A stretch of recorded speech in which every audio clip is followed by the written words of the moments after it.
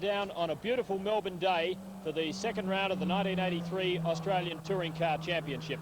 The championship commenced a fortnight ago at Calder. Today, as I said, is the second round. Over the next 4 months, 6 more rounds will be held around Australia. Alan Moffat showed at Calder that his RX-7 is the car to beat for this year's championship.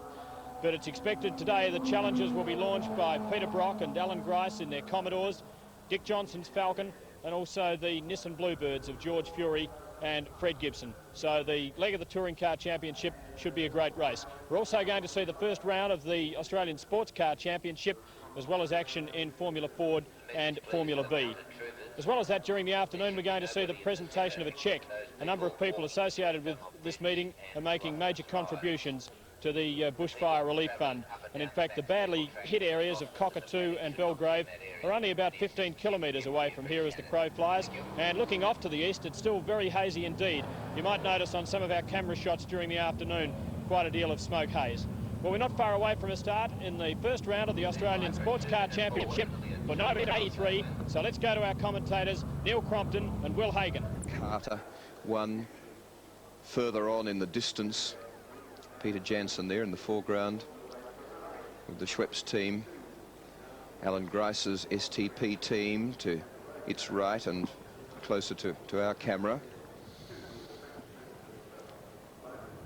And warming up and settling down now onto the grid.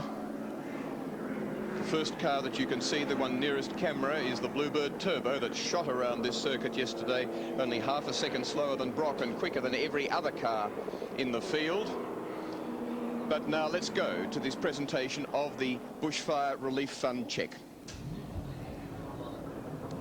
Well, ladies and gentlemen, here in Victoria last Wednesday, we had the most tragic Ash Wednesday that this state has ever seen.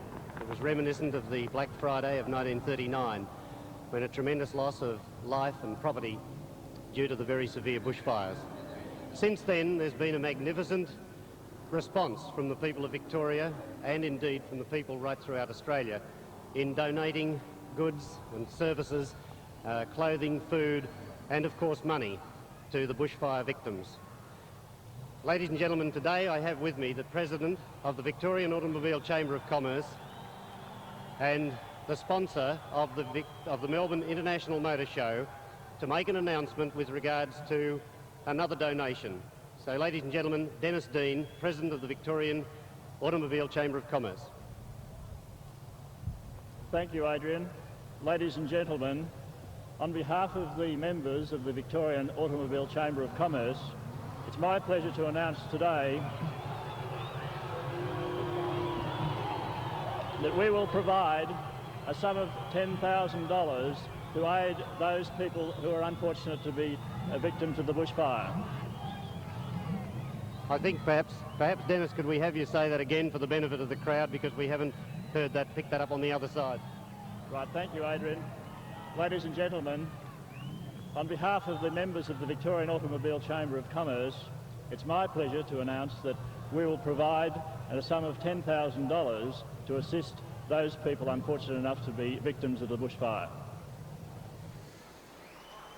A most welcome gesture, which precedes the International Motor Show Trophy Race, which is round 2 of the 1983 Australian Touring Car Championship for cars complying with Group C of the national regulations for racing cars. It's to be held at Sandown. Over 26 laps, 80.6 kilometres, and 28 cars practiced and were awarded grid positions yesterday. Peter Brock took pole position with car number 5, which in the dying moments of practice, to a man whose wife Beverly produced his second child, his first daughter, at 11 o'clock yesterday. But later in the day, it didn't daunt Peter Brock at all, from being 1.1 seconds under his own lap record and half a second quicker than George Fury to take pole with a 1:11.4. Fury caught people a little off guard later in the session, or very late in the session, with a 1:11.9, but this is the way they come into this second round, with George Fury leading in that Bluebird Turbo that's on the front row with 27 points, second at Calder in that first round, to Alan Moffat, who by dint of running in a bigger capacity class gets a lower schedule of points. So he gets 25 points. Murray Carter 20, Gary Rogers 17, Cullen, as you can see, 15, Fred Gibson 14. Now, they got them in this way. That was the race finishing order at Calder. Alan Moffat, Fury, Carter 3rd, Rogers, Cullen, down to Harrington 6th, 5th, and Gibson 6th. And the under 3 litre cars, their points are worked out in the left-hand column. So Fury gets 27 for 2nd outright in that class. Gibson gets 15 for 6th outright in that class. Over 3 litre cars have to refer to the other column, which runs from 25 down. And Moffat for 1st place gets 25, Carter for 3rd gets 20, and so on. So you see that Gibson with 15, Cullen 2 places forward of him, but in a bigger car, only gets 15, gets a similar amount of points. So that's how it all happens, and that's presented us with the situation that we deal with today, which in practices yesterday bodes very well for a very exciting and hard-fought 26 laps in this Motor Show Trophy race today. On the front row then, Peter Brock, 5 litre Holden V8, George Fury 1.8 litre 4-cylinder turbocharged Nissan Bluebird Turbo. Second row of the grid, the man who was caught a little bit on the hop, Alan Grice, with a 112, but was pipped by Fury. Later, Alan Grice drives car number 6, the STP Roadways car, and beside him is Dick Johnson, 17, in a car that's proving quite a handful at the moment. The Palmer Tube Mills Falcon XE, a 112.4 was his best time. The third row of the grid gives us yet a third brand of motor car, the Alan Moffat, Peter Stuyvesant Mazda RX-7 Wankel-powered rotary. Alan Moffat's best time the same as Johnson's, a 112.4, as the cars move forward now for a warm-up lap. And Gary Rogers in car 11 forging through there. The black Soundwave disco car, the car that was badly crashed at Bathurst, which has been repaired, and which Gary Rogers was able to slot on the 7th grid position yesterday. George Fury, you'll see that his credentials come mainly from off-road activity. Twice Australian Rally champion, some brilliant performances in the Southern Cross Rally. I remember when he was first starting to be noticed, him performing brilliantly in a 1600 Datsun and doing faster times than Andrew Cowan, who at that time was driving a Works Mitsubishi. That's the man. 38 years old and only 15 months experience in road racing. He's the man in car 55.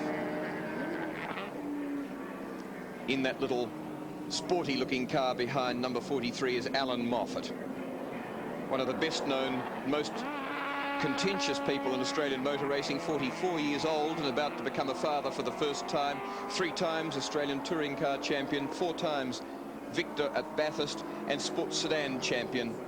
And that's the well-known face of the Canadian-born Alan Moffat. Peter Brock. What a brilliantly smooth and skilled and experienced driver he is. 37 years old, father of 2 children, the second born only 24 hours ago. 3 times Australian touring car champion, and you can see that there's been a bit of a lapse there which he'd like to rectify. A brilliant performance at Bathurst and the Ripco reliability trial, which was a quite remarkable performance for a circuit driver. That's the man in 05 that the crowd really love as the cars form up, and I think there's a little while before they'll be away, but they are 3 of the prime contenders for this race. So that let's just quickly revise the grid. Brock and Fury, front row.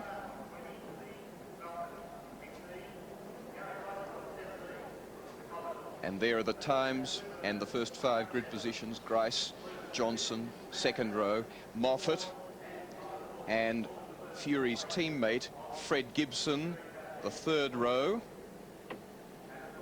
There's Gibson at 12.8.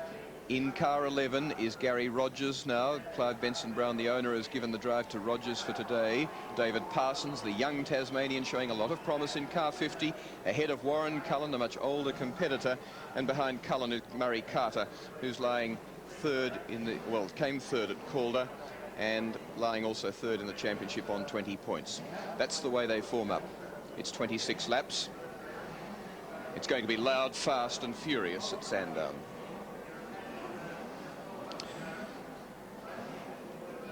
The International Motor Show Trophy, round 2 of the Australian Touring Car Championship. 26 laps of the 3.1 kilometre circuit, 80.5 kilometres in total, and a full field of Australia's top touring car drivers and cars. Brock on the right-hand side of screen, Fury on the left, Grice and Johnson on the second row. 30 seconds to go, and of the 28 that were given grid positions, 25 have actually formed up on the grid.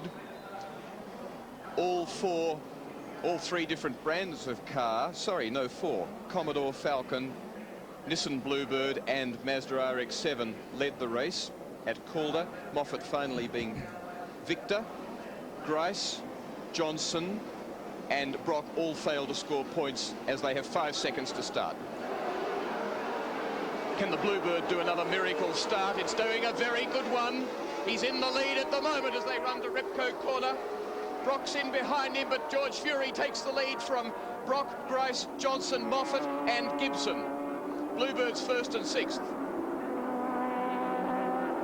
Car 50 is stalled on the grid. That's David Parsons, the Tasmanian. Brock locks an inside front wheel. What a brilliant start for the 1.8 litre 4-cylinder Bluebird Turbo.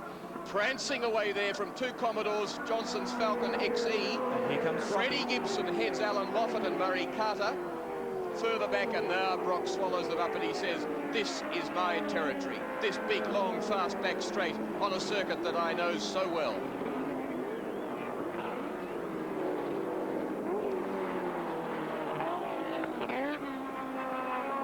Brock, Grice, Fury, Johnson, Gibson, then Rogers, and those Murray 4 Carter. cars.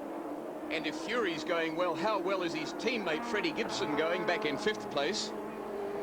But this is Commodore And territory. Johnson very, very wide, and George Fury throws the Datsun under the bridge, and those 2 drivers very lucky to get out of that one as Brock and Grice race away. He didn't throw it under the bridge, he threw it at the bridge and he all but copped it. And Fury gave himself a big scare there. They've only had 1 warm-up lap. Tyres would be relatively cold. Brock looking in the mirror as Grice fills that mirror as they go down towards Arco corner for the first of their flying laps, and now on their second lap. Remember, 26 laps of the 3.1 kilometre course. Here's a replay as they come under the bridge. There's Brock on the left, Grice in second place, cars 5 and 6 now. Watch the right-hand side of screen. Fury on the grass, pitches the Datsun up onto 2 wheels, and he just missed the Armco, should I say the guardrail. Johnson in 4th place, getting very, very sideways there as well. Those 2 drivers lucky to get out of that. Grice using the ripple strips, throws the Commodore in the air. Fury dropping back into 4th place after that little disaster.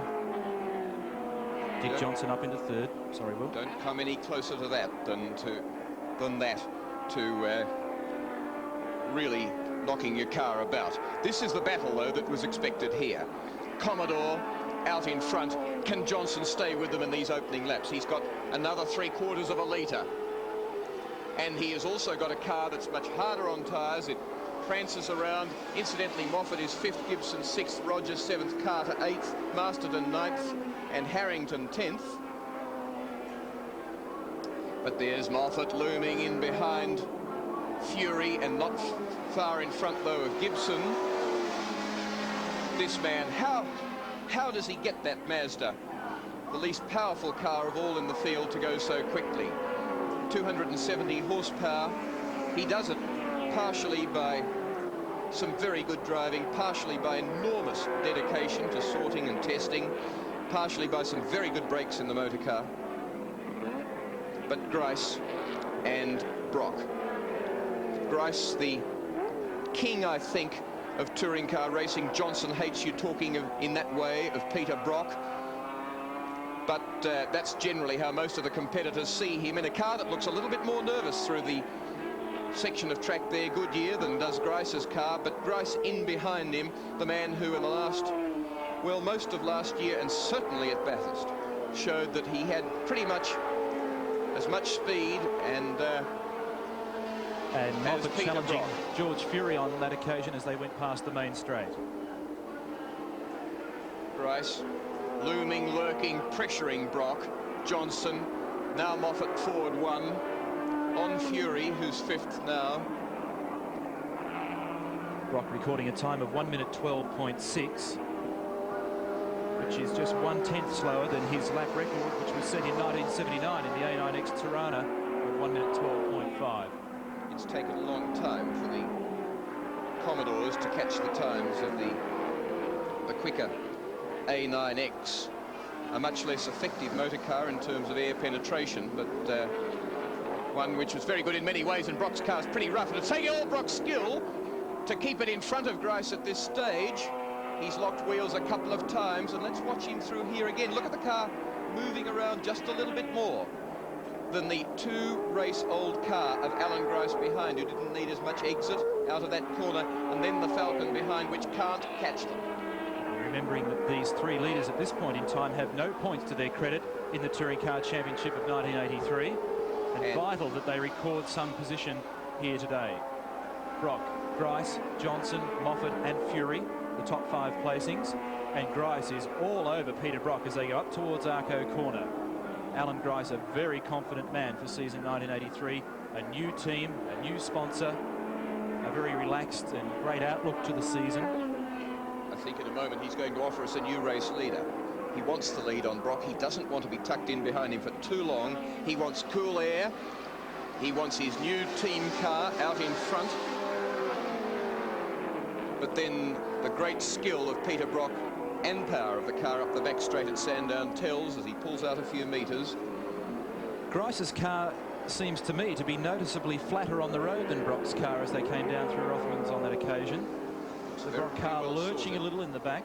Gibson, Rogers, Murray, Carter going through there further back in the field. Watch Grice though. He wants Brock.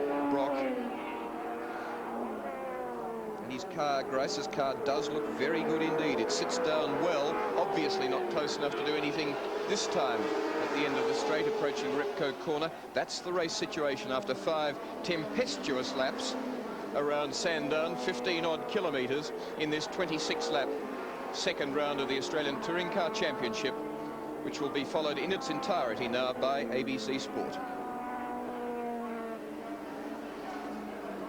Peter Jansen retiring car number 3 on the front straight. And Moffat now very close to Dick Johnson in that battle for 3rd and 4th place.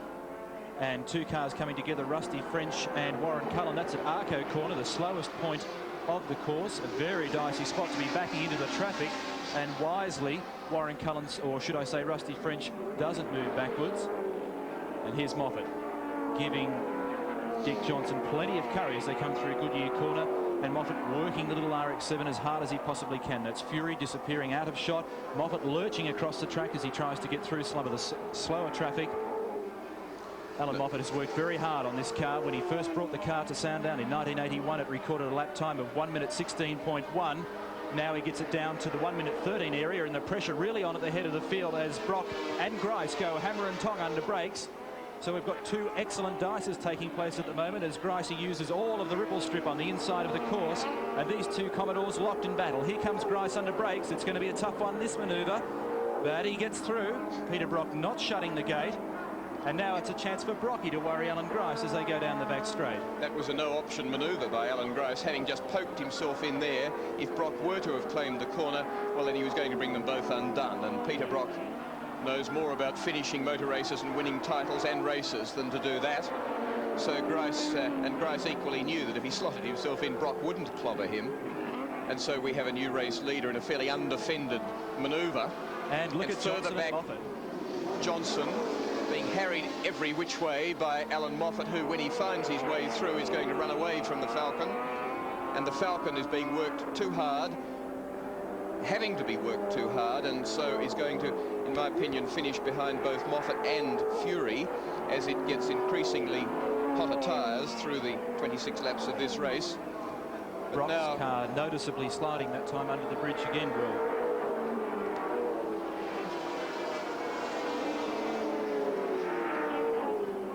Johnson with plenty of pressure now as Moffat squeezes through on the inside under brakes. And heads the big Falcon, and this is what Will was just talking about, the fact that this little car is not going to be as susceptible to tyre temperature. It's not going to slow down as quickly as the other big cars start to get hot, and he can keep that pressure up, and that's exactly what Alan Moffat did at the first round of the Touring Car Championship at Calder, where neither of these drivers scored points through unfortunate mechanical problems. Brock and Grice have two problems: each other and that little screaming, burbling, crackling Mazda behind them. With only 7 laps completed and them on their 8th, they're faced with a deteriorating situation in their cars in terms of brakes and tyre temperatures, as Moffat, you can see, moving away already to better than a second in front of Dick Johnson. But Moffat is sufficiently close to the two Commodores to be able to make some leeway on them just on his lap times, now that he's clear of Johnson, but at the same time to be able to rely on them dropping some time later in the race. So Brock and Grice have to worry not only about each other, but about this live, agile, good braking, light Mazda behind, which is going to give them hell between now and race end.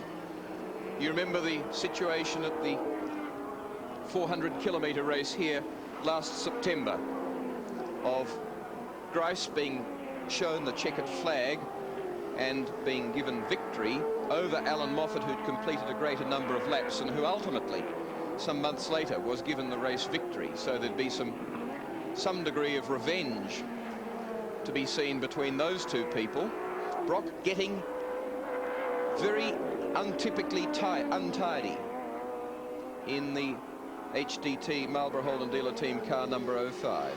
And at the end of their last lap, there were only 3.4 seconds separating Grice from Moffat. So Moffat's starting to make an impression on the leaders. Yes, he certainly will make it, even in his early stage. So what he's going to do late in the race, we just don't know. And behind Moffat, in third place is Johnson. In 4th, Fury. In 5th. 6th is Gary Rogers, 7th is Murray Carter, 8th is Fred Gibson, and 9th is Steve Masterton. This is Dick Johnson, a man battling big problems, a car that understeers, doesn't want to turn into a corner well initially, but then when he has to boot it hard and the 5.7 litres start to work, the thing gets sideways very quickly and in a fashion that's fairly difficult to control. So Dick Johnson, don't sort of belie his or belittle his efforts in running in 4th place. He's battling with a car by far the hardest to handle of the first, well, of all the front-running contenders, actually. These cars probably the most manageable, the Commodores, with Grice going away from Brock on his home track. The track where the crowd loves him, which he knows so well, but which at the moment, the Sydney sider upstart is starting to build up just a little bit of a lead. That's the situation at 2/5 race distance. Some of the oversteer we're talking of on the exit of corners by Johnson, followed by Fury.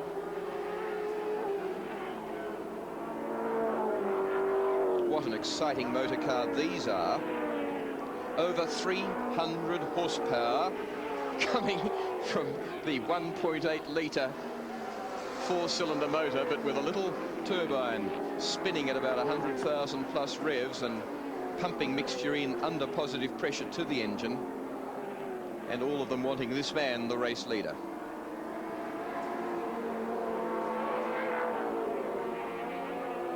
Brock looking after his tyres at this stage, although we have seen him be a little bit untidy, but I'm sure Brock is calculating and saying to himself, okay, Grice is out front, he wants the lead, he's got it, let him have it for a little while. What about Moffat behind me?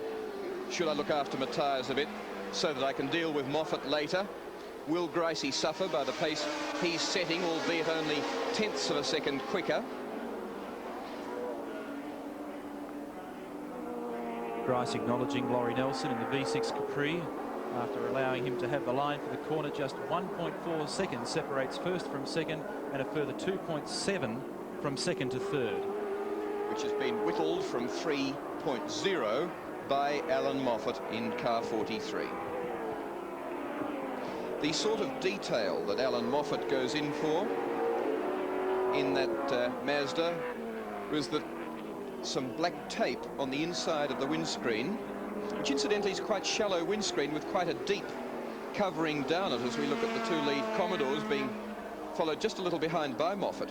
Notice it's quite a narrow slot through which he has to look, but in the back part of that windscreen he had it taped off with some black tape. It was shiny tape, and he was just getting some reflection off the shininess of the tape, and it was distracting him, and Alan Moffat wanted something done about it. And this morning the car was painted on the inside with some blackboard paint, the inside of the screen, to stop that reflection.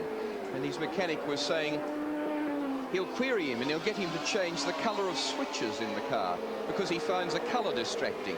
And the ignition switch, for instance, is red, and his mechanics refused to change that. He said it needs to be red, because I don't want you going looking for a black switch that's as important as the ignition when all the other switches in the car are black. There's one little battle he had over the driver who now has whittled the gap between him and Brock in second place to 2.1 seconds. Look at him getting closer, hounding them, and just loving the situation of being able to rev that little Mazda motor to close to 10,000 revs and knowing it won't blow, while the man in front, both of the men in front, take theirs to about 6.6 and are not game to go more than 100 or so over that. This is quite a nervous car, quite a taily car, quite prone to oversteer and also to a little bit more rear brake than he wants. But again, they've built some brake adjustment into it. It's under bonnet, he can't play with it during the race, but they are fiddling with brake balance in the Mazda. It's not an easy car to drive. If it looks small and light, don't think that makes it easy to drive. It's got lovely brakes, but in terms of its handling, not as sweet or as easy to drive as the Commodores. Just 2 seconds now between second and third.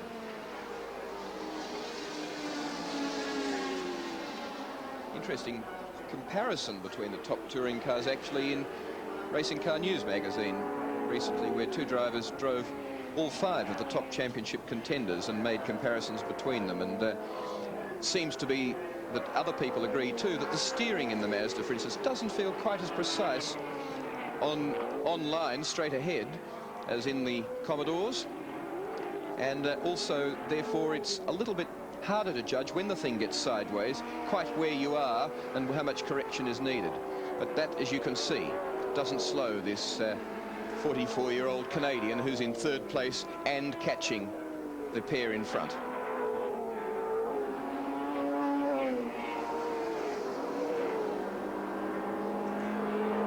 Grice maintaining his gap over Peter Brock, but Moffat noticeably quicker now and starting to really tail Peter Brock.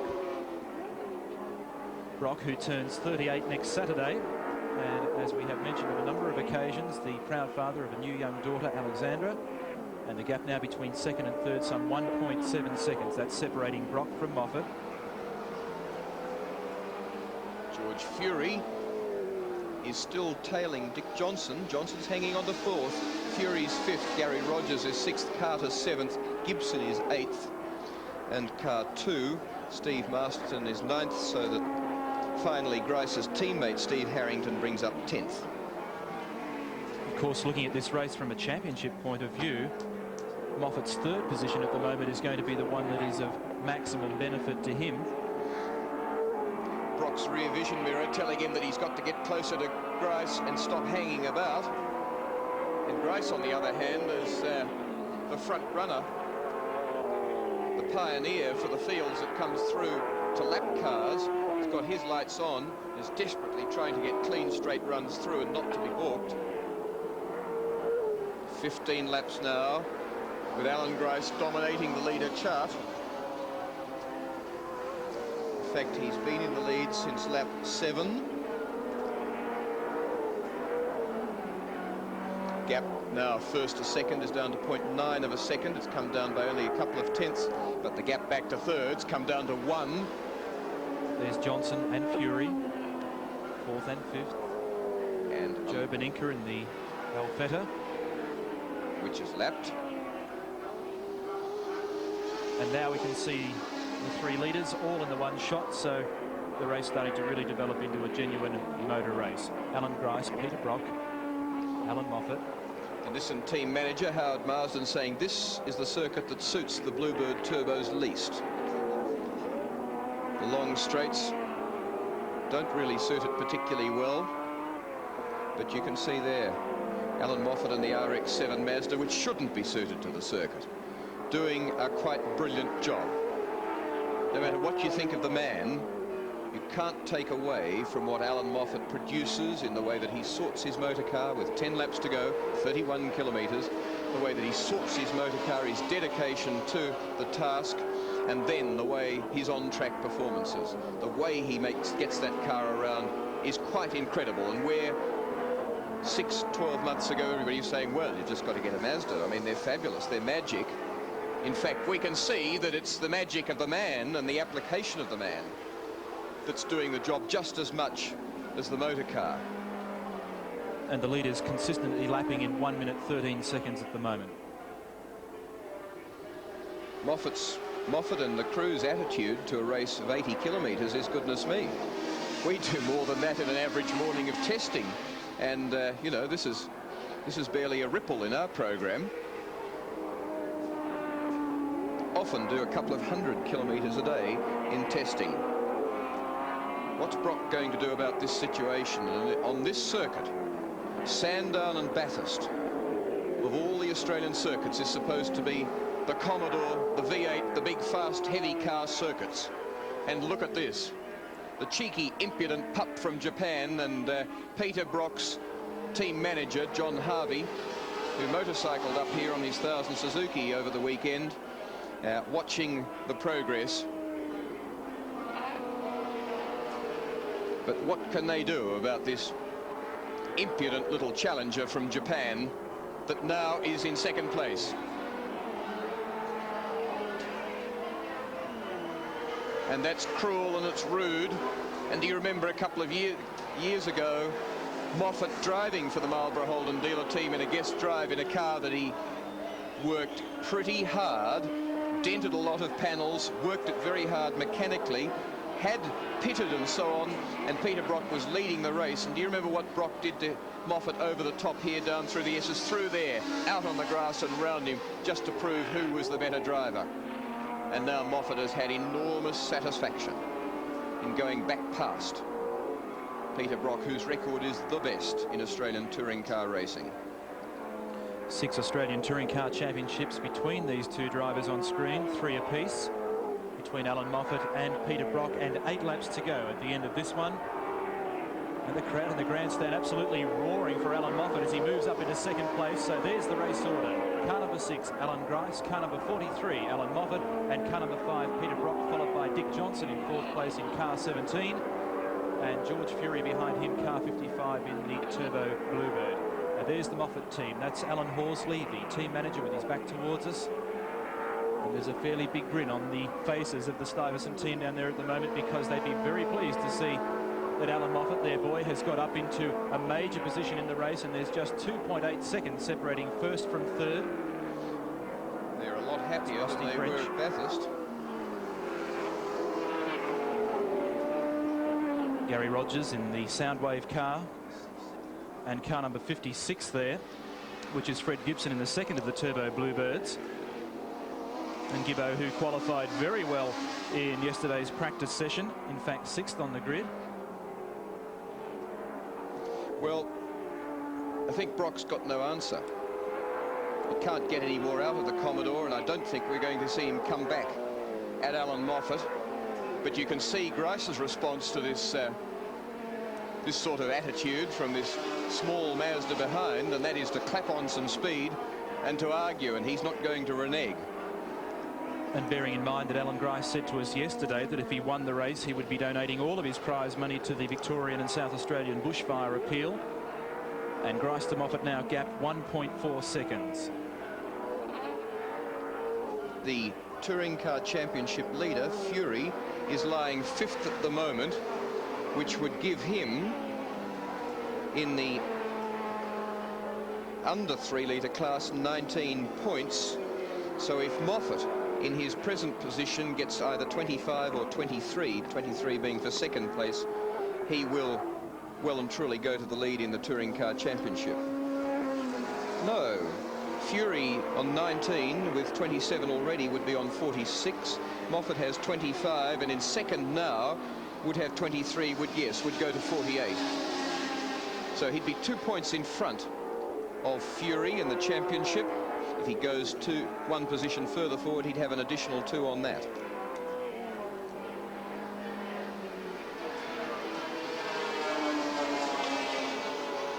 And you can see that Moffat visibly closer to the tail of Alan Grice now, so the race a long way from over. Car number 38 there was Bernie Stack in the red, white and blue Commodore, as Moffat wheels through on the inside and gets right in with striking distance on the back of Alan Grice. And I think you're quite right, in fact, Will, because Peter Brock, who would normally at this stage of the race be starting to come up with answers to this sort of problem, doesn't seem to have an answer. Grice powering his way in the 5 litre V8 powered Commodore up the hill, just getting away a little bit from the Mazda, but it's in this part of the track that the Mazda will really shine. And the gap's 4/10 of 1 second. Moffat using every inch of the track plus a little bit more, and look at him close up under brakes. The little light nimble RX-7 into the slipstream of the V8 Commodore as they come around the northernmost part of the course, head back down towards the causeway. Brock flashing lights on Bernie Stack. Rusty French's damaged Commodore in the background. And it's 2.8 seconds back to Peter Brock in 3rd place from Moffat in 2nd. 5 laps to go at the end of this lap, and some $1,250 and an enormous trophy to Alan Grice if he can take off this win. And as I said, the money, if it goes to Alan Grice, and that's certainly to be decided, would be going to the Victorian bushfire appeal. And here's the dice between Dick Johnson, who's frantically trying to shake George Fury out of his slipstream. This is for 4th and 5th. And Grice to Moffat now, the gap is 1 second. If Fury takes Johnson and comes up to 4th, he'll be on 21 points, which in Grice's situation at the moment, or in Moffat's position in 2nd place, would put Moffat and Fury on equal points, 48. So Fury 1 position forward to take Dick Johnson would give him 48. If Moffat stays where he is on Grice, and Grice is showing all the indications of producing all sorts of magic and determination to make sure that that happens, we'd have the lead at the end of 2 rounds in this year's 8-round Australian Touring Car Championship equal between 2 Japanese cars. And Fury goes through for the inside run on Johnson, but it didn't quite work on that occasion. So the farmer and bus driver from Telmelmo in New South Wales, just near Albury, getting a little bit exuberant on that occasion. Twice Australian rally champion, so no doubt very used to getting a Nissan Bluebird sideways. But the pressure really on now as we go back to the leaders. Car number 6, Alan Grice, and car 43, Moffat, as he gets right into the back, locks up a back brake, and he's pushing Grice out of the way, goes for the outside run at Arco. It doesn't work, misses a gear. Now he goes back to 2nd, grabs a look at the mirror, and he's in big trouble. The car won't restart. The fence. And Moffat pulls across to the inside of the circuit, and that's a very big shame. Oh dear, Alan Moffat will be fuming with Alan Grice. Well, let's have a look at Alan Grice here, refusing to let Moffat go down the left as he did to Brock. And look at the back wheel hopping off the road. Go down the right. If you want a way round, boy, you're going a long way, and I'm not going to let you round that way. Then boxed him. Now, why did Moffat stop? Did he hit Didn't the hit fence? anything. No, he didn't. He didn't. But something went, he's broken. Has he broken a tail shaft? The rear wheel went skipping. He locked up an absolute... He's lost drive. I'd say he's broken perhaps a tail shaft. Well, the engine was running because as he went up the back straight, we could see the flame coming from the exhaust pipe. So I think you're quite right. It's got to be an axle or perhaps a tail shaft. It's part of the drive line. And what bad luck. Well, the man's... And here's another one, the Bluebird Turbo. It's Gibson. It's not Fury. and an old teammate of Alan Moffat's too. In the days when they were in the Ford team. And that's a real carve up. So the placings now see Alan Grice still in the lead, Peter Brock in second place, and they've got 3 laps to go. And third place now should be Dick Johnson, notwithstanding George Fury. Already, this starts to make Fury's position in the Touring Car Championship not impregnable, but by gee, very hard to toss if he keeps finishing races. Very hard to toss. We've got Grice, the race leader, no points at Calder. Brock in second place, no points at Calder. Moffat, the winner at Calder, no points at Sandown. And Fury sitting on. And Moffat team packing up. That's a sad team who didn't deserve them to come unstuck in this particular way. But 2 laps to go. They know the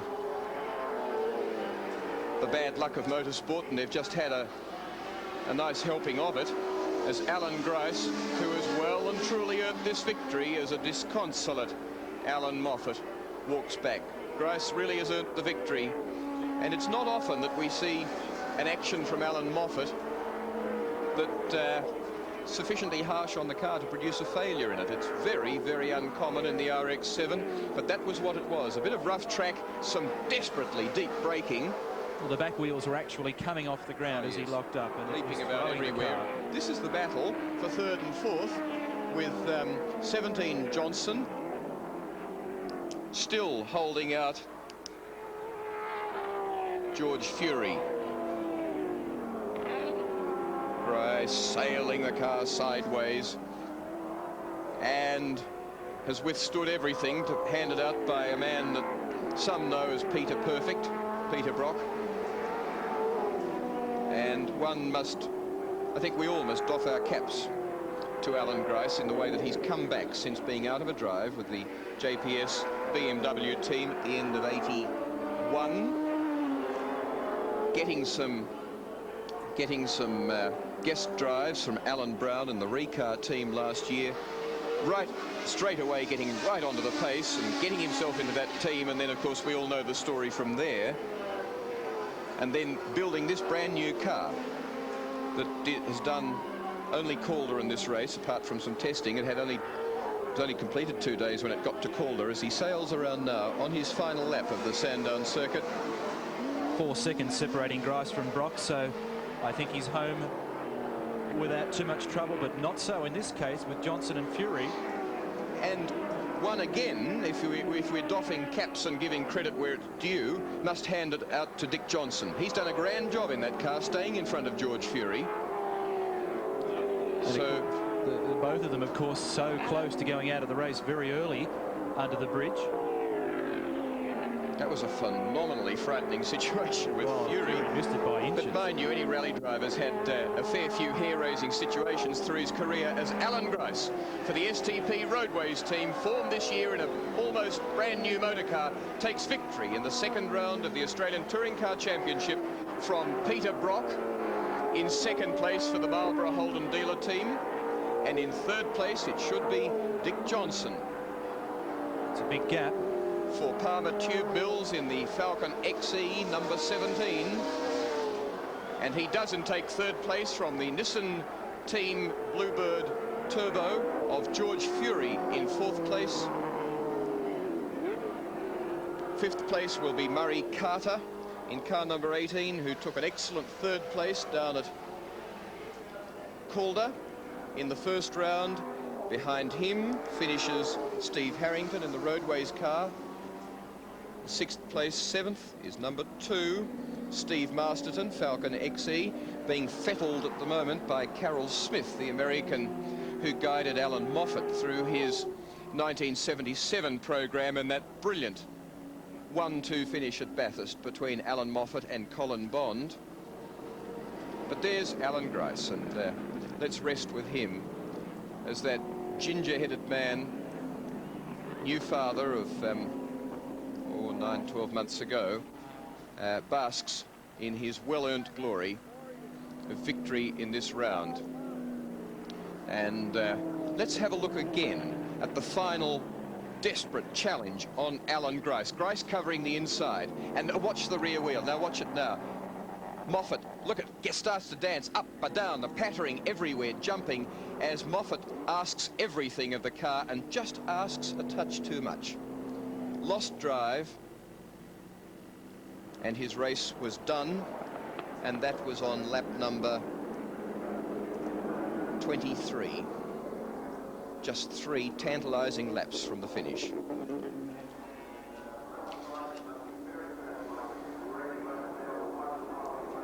Pretty good motor race, that one. And don't forget that not only are we covering the entire remainder of the Touring Car Championship, with the next round to be held in 3 weeks' time at Symonds Plains in Tasmania, but we have a gigantic program of motor racing for you on Channel 2 this year. There's some 20 events and motorcycles and cars, and most excitingly, we will be covering the Geelong 500-kilometre race, street race, at Easter. But now let's deal with this one and the victor, Alan Grice.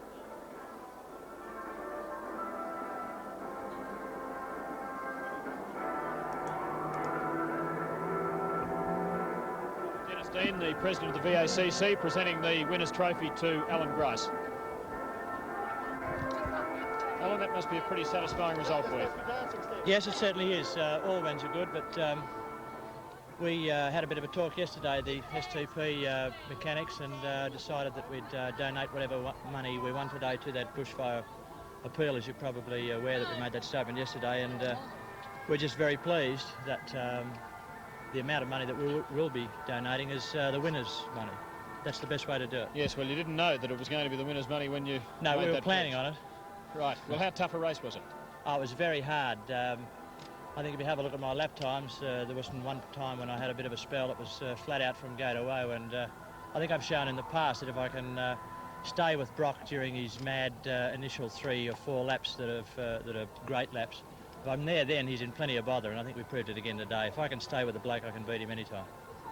Can you go all the way and win the Touring Car Championship? Well, unfortunately, we started off badly with the 0-point situation, but I think we showed the capabilities of the team and as a whole by having pole at that meeting and leading until we went out. So the next rounds around Australia are going to be a lot harder, because their circuits where the little cars and their tyre advantage will stand them in good stead. But if we can get in front of them, I think we can give them a pretty hard time. Well, you talked about your rivalry with Brock, which is natural driving the same type of car, but what about Moffat? Did you feel confident you could hold him at bay when he was attacking you? Yes, I did. I thought that the only way he could pass me would be to try a desperate, and that's what he did, and it didn't work. Sometimes those desperates come off, sometimes they don't, and that's the only disadvantage of a little car. We get out of corners better, we put the power down and we get out of corners, and he's got to do all his hard work in the corners. If we hold the inside of the corners we're entitled to, he's got to do it the hard way, and that's his problem. Well, you've called it a desperate attempt. What was your version of what happened? Well, we didn't touch. He went down the outside as he had to, because I covered the inside. I have the right to choose which side of the road I can brake on. I brake down the inside of the road. We didn't touch at all. I left him at least a car's width to come out, and I don't know what happened. I saw his front brakes lock up, and that's obviously the beginning of the end. What happened after that, I only saw him in the rear vision mirror, and there seemed to be quite a melee of cars there, and I was pretty happy to be where I was. But that's where we planned to be. Well, after a period of Brock domination, the touring car situation in Australia has been thrown wide open. Yeah, he's in plenty of bother right now. He's got to do a lot of homework. Do you think you're near the top, at the top? Well, our motor car has been the quickest car, either officially or unofficially, so far since we've built it, and the thing is only a fortnight old, so we'd be not doing our job if our car didn't improve. You know, new cars just are never completely right, and ours is pretty close, but it'll get better too. All the best. Alan Grice, well done. Thank you. Well, that's the situation at Sandown. Alan Grice, the winner of the second round of the 1983 Australian Touring Car Championship. If you like your motorsport, whether they've got 4 wheels or 2, stay with us. Now, and Sydney driver Alan Grice this afternoon took out the second round of the Australian Touring Car Championship at Sandown and immediately donated his prize money for the event to the Bushfire Relief Appeal. Driving a Commodore, Grice held off challenges from Peter Brock and Alan Moffat to score a convincing win. Weather-wise, today's race was held in much better conditions than the Century Plus heated Calder 2 weeks ago, and the pace was on in earnest in the first few laps. Driving from pole position, Peter Brock grabbed the early lead but surrendered it to Grice on the 7th lap after the two Commodores had had a great dice for a number of kilometres. In the Mazda RX-7, Alan Moffat then came into contention and passed Brock with 9 laps to go. However, 6 laps later, he tried to get around race leader Grice at Arco Corner, had mechanical problems and was forced out of the race. Grice then careered away to an easy win, with Brock coming second, Dick Johnson third in the Falcon and series leader George Fury coming in 4th place. The next round of the series will be held at Symonds Plains in Launceston in 3